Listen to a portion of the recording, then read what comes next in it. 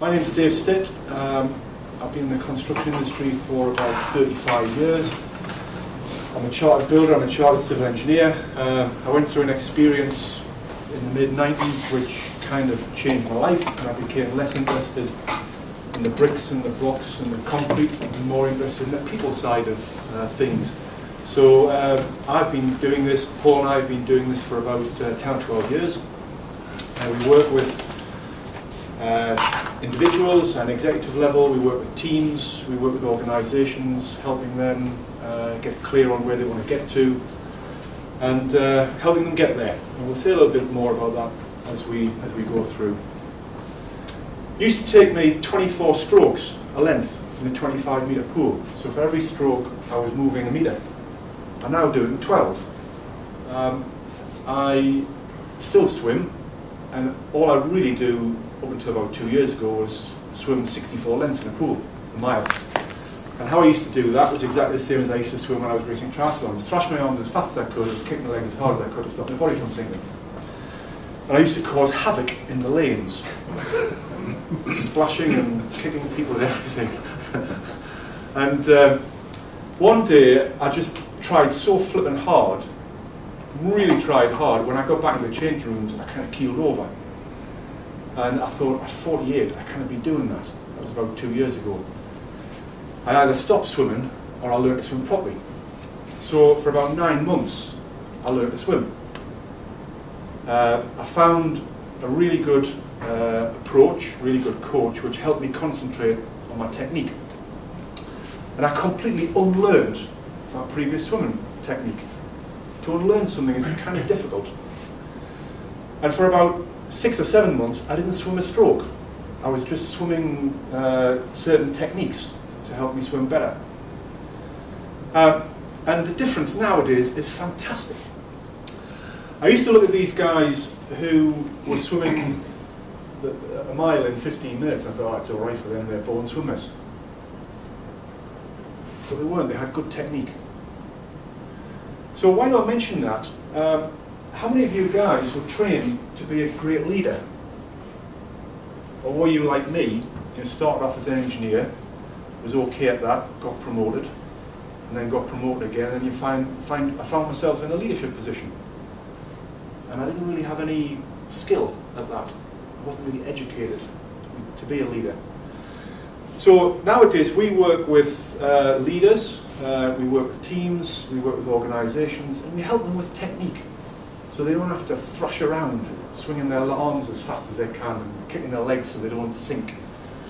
We bring in technique so they can lead their people more effectively.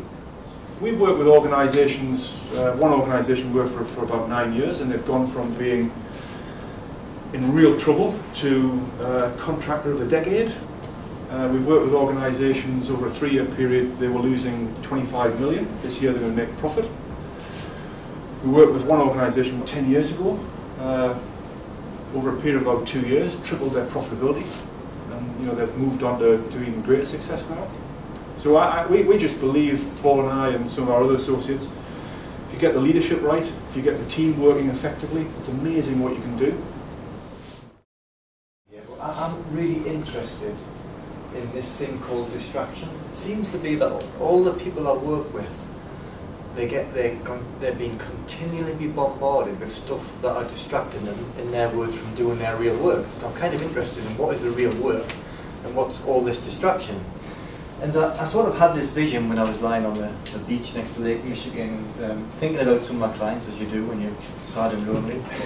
I had this vision because in the winter, where we go sometimes, there's about 10 foot of snow, and it snows a lot. And the first time we took the girls there, it's the first time they've ever seen snow. I don't know if any of you guys got kids? Yeah. Do you remember the first time, might be your first time, that the kids see snow and you put them outside and they stand up and they try to catch the snowflakes? You ever seen that? And eventually, because it's a futile activity and it's impossible, they'll just collapse in a heap and they'll make snow angels. And I thought, that's like my clients. They're out there and there's all this noise, this information coming at them, and they're trying to catch it all, and they're unable to discern, the really important stuff from the less important stuff. because it's difficult to do that, and there's so many portals open now that are sending information your way, and that's a crucial thing, guys. You guys have we have finite attention. It's a very limited resource. There's only so many things we can give our attention to properly.